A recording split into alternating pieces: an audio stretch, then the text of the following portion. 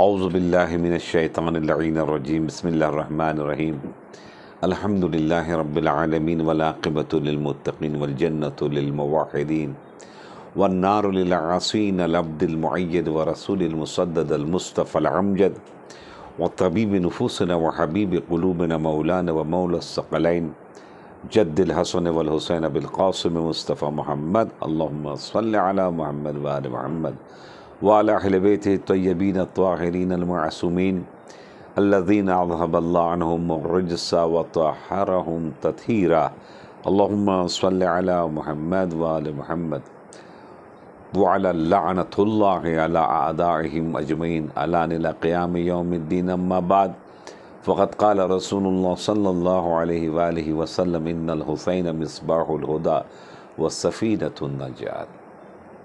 اس کائنات کے نجات دہندہ، اس کائنات کے محسن انسانیت، اس کائنات کے علاوہ جو روح کائنات ہے یعنی قرآن کریم، لا الہ الا اللہ، محمد رسول اللہ، اسلام، دین، کعبہ، تمام شریعتیں، تمام انبیاء کو جس نے بچایا ہے اس کشتی پر سوار کر کے، جس کشتی کو رسول اللہ نے کہا یہ کشتی نجات ہیں اور ہدایت کے چراغ ہیں، ان کو بچانے والے ایک ٹیم ورک ہے، مگر ہاں ان کو ڈبانے والے بھی ٹیم ورک میں تھے۔ ان ڈبانے والوں کے سلسلے سے دو ایک جملہ آپ کا عرض کر دوں، اس کے بعد پھر انشاءاللہ معجزات جو امام حسین کی عنایات ہوئی ہے وہ آپ کی خدمت میں بیان کروں گا۔ یزید وہ ہے کہ جس کی ماں جو تھی وہ یہودن تھی، اور جب شادی ہوئی ہے معاویہ کے ساتھ تو جنگل میں شادی ہوئی ہے، کچھ ضرورت ایسی آ پڑی تھی کہ شادی کے علاوہ کوئی رستہ نہیں تھا۔ جو شادی ہوئی تو وہ حاملہ تھی۔ کیسے حاملہ تھی؟ چونکہ اس لیے کہ وہ جنگل میں اس کا کاروبار جو تھا، اس کے باپ کا جس کا نام بجدل تھا وہ بھی یہودی تھا، تو ان لوگ گوسفن یعنی بکرے کو چروانے کے لیے بھیجا کرتے تھے، اور اس کے ساتھ ایک چرواہا بھی جاتا تھا، اور پھر وہ حاملہ ہو چکی تھی، اور حاملہ ہونے کے سبب سے اس حالت میں معاویہ کے ساتھ شادی ہوئی، اور پھر ایک مرتبہ ایسا مرحلہ بھی آیا کہ یزید جب پیدا ہوا ہے تو اکثر و بیشتر اپنی ماں کے گھر پر رہا کرتا تھا، اور جب وہ یہاں پر آیا تھا تو بندروں سے کھیلا کرتا تھا۔ ہاں، جو جنگل کے پیداوار ہوتے ہیں وہ اسی انداز سے جنا والا ہوا کرتے ہیں۔ اور ایک مرتبہ شراب لوگ پیتے ہیں، کچھ لوگ بوتل میں پیتے ہیں، کچھ لوگ گلاس میں پیتے ہیں۔ وہ شراب جو پیتا تھا وہ حوض میں باقاعدہ منہ لگا دیتا تھا، اور اپنے تخت کے سامنے ایک رکھا ہوا تھا حوض، ایک حوض جیسا، حوض نما جس میں شراب رکھا ہوا تھا، وہ شراب پیتا تھا۔ اب ذرا سوچیے، ایسا انسان امام حسین سے کہہ رہا ہے کہ آپ ہماری بیعت کریں، آپ ہم کو اپنا خلیفہ مانیں، آپ ہم کو اپنا رہبر مانیں، ہم کو اپنا امام مانیں۔ امام حسین نے ایک ہی جملہ کہا تھا، تجھ جیسے شخص سے مجھ جیسے شخص کو بیعت کرنی پڑے گی؟ کیا یہ ممکن ہے؟ بالکل ممکن نہیں ہے۔ عزیزان گرامی، امام حسین نے ایک نہ کر کے یزید کو کہا تو فقیر بن کے ہمارے در پر آیا ہے، اور ہمارے در سے کوئی بھی خالی ہاتھ نہیں جاتا۔ اگر کوئی سائل آتا ہے تو بھی سائل بن کے آیا ہے، مگر ہاں حسین کے در پر آیا ہے، خالی ہاتھ واپس نہیں جائے گا۔ تو نے کہا یا سر دیجیے یا ہاتھ دیجیے، تو میں سر تو دے سکتا ہوں چونکہ میرا ہے، مگر میں یہ ہاتھ نہیں دے سکتا چونکہ یہ ہاتھ انبیاء کرام کا بھی ہے، قرآن کا بھی ہے، اسلام کا بھی ہے۔ اور اس فقیر بھیکاری یزید کو امام حسین نے دے کر کائنات میں بتا دیا کہ حسین دشمنوں کو بھی خالی ہاتھ واپس نہیں کرتا۔ تو دوستو، بہت ایک الگ ہی چیز کا نام ہے۔ جب بھی کسی نے بھی کچھ بھی مانگا ہے امام حسین علیہ السلام سے، امام حسین نے عنایت کی ہے۔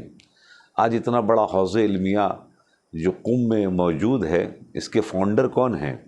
ان کے فاؤنڈر کا نام ہے حضرت آیت اللہ آغائی ابراہیم حائری، جن کی قبر حضرت معصوم قم سلام اللہ علیہ کے روضے کے اندر ہے۔ کچھ بڑی بڑی شخصیتیں وہاں پر سو رہی ہیں، انشاءاللہ جب بھی جانے کا اتفاق ہو قم تو ضرور ان قبروں کو بھی جانے کی کوشش کریں۔ آغا بہجت کی قبر، آغا گل پیگانی کی، آغا عراقی کی قبر، آغا مدنی کی، آغا بروجردی کی قبر، ان ہستیوں کی قبر جانے والا موجود ہیں۔ آغا ابراہیم حائری جو فاؤنڈر آف حوزہ علمیہ قم ہے، کربلا گئے ہوئے تھے ایک مرتبہ، بیمار پڑ گئے۔ جب بیمار پڑ گئے ایسی حالت ہو گئی کہ اس دنیا سے جانے والے تھے۔ دیکھیں امام حسین نے کیسی کیسی عنایتیں کی ہیں۔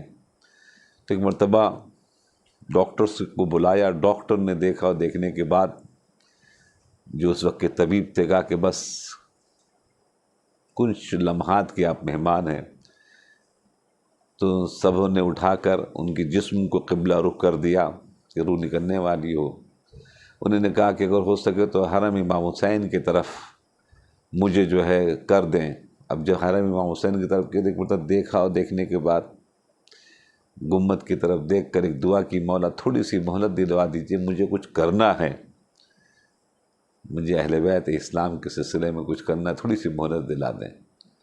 آقا ابراہیم حائری کی اس دعا کو امام حسین کی بارگاہ میں جیسی پیش کیا گیا، الحمدللہ موقع مل گیا، مہلت مل گئی، اور الحمدللہ بالکل صحت یاب ہو کر نجف سے باہر نکلے، قم آئے، اور آنے کے بعد حوزہ علمیہ قم کا فاؤنڈیشن سٹون ڈالا، اور اس وقت سے لے کر اب تک ہزاروں نہیں بلکہ لاکھوں کی شکل میں اسٹوڈنٹس نکل چکے ہیں علوم آل محمد کو پھیلانے کے لیے، وہاں سے حاصل کر کے انکلوڈنگ می دنیا کے ہر کونے میں جائیں، آپ کو قوم مقدس کے پڑھے ہوئے لوگ ملیں گے۔ تو دوستو عزیزو، حسین اس عظیم شے کا نام ہے، اس عظیم ہستی کا نام ہے کہ وہ کبھی بھی کسی کو اپنے در سے مایوس نہیں کرتا۔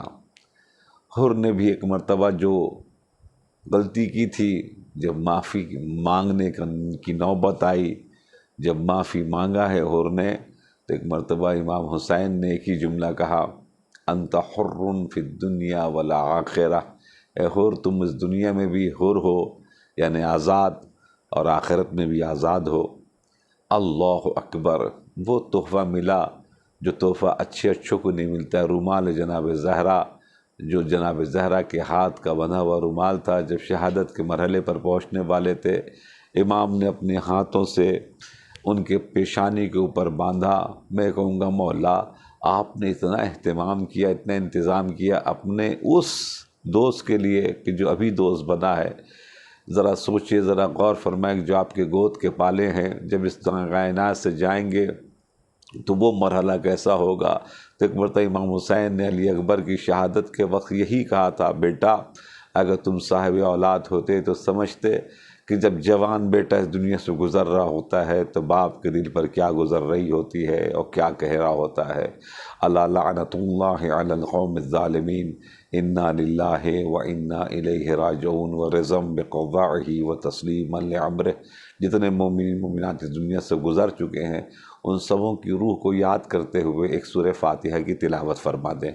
بسم اللہ الرحمن الرحیم، الحمدللہ رب العالمین، الرحمن الرحیم، مالک یوم الدین، ایاک نعبد و ایاک نستعین، اہدنا الصراط المستقیم غیر المغضوب علیہم ولا الضالین۔ تقبل اللہ انشاءاللہ مولانا معلوم۔